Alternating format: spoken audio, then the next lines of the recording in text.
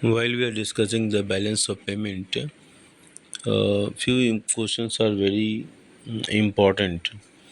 First one is the official reserve transactions के बारे में अपने विचार रखिए। तो बैलेंस ऑफ पेमेंट के बारे में थोड़ा सा हम चर्चा करने के बाद डिफिनीशंस को देखते हैं। इसके बाद फिर हम आते हैं ऑफिशियल रिजर्व ट्रांजैक्शंस के ऊपर। तो बीओपी क्या होता है?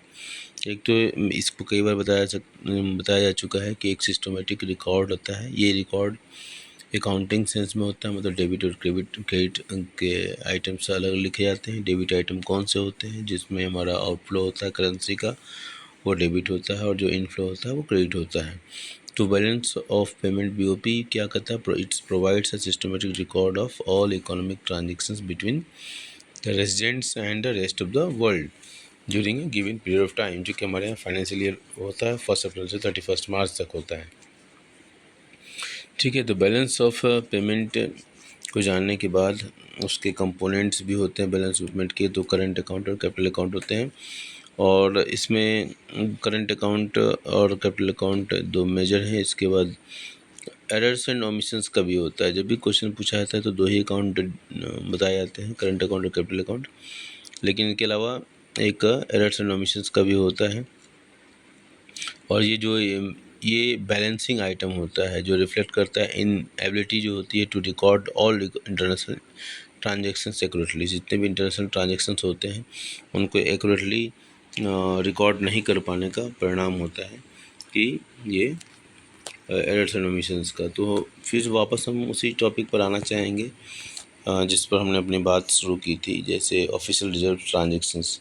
तो इसके बारे में अगर कहा जाए तो this transactions carried on by monetary authorities. जो मॉनेटरी अथॉरिटीज़ होती हैं उनके द्वारा इसको किया जाता है। हमारे देश में मॉनेटरी अथॉरिटीज़ कौन है? तो आरबीआई है।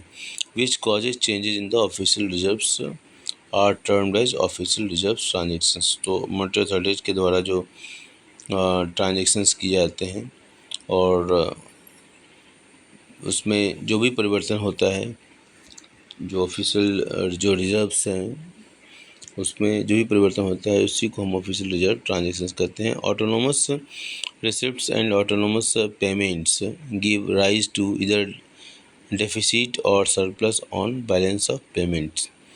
तो ऑटोनोमस जो रिसिप्ट्स हैं और ऑटोनोमस पेमेंट्स हैं वो क्या करते हैं? Give rise to either deficit और surplus on balance of payments. The central bank may finance a deficit by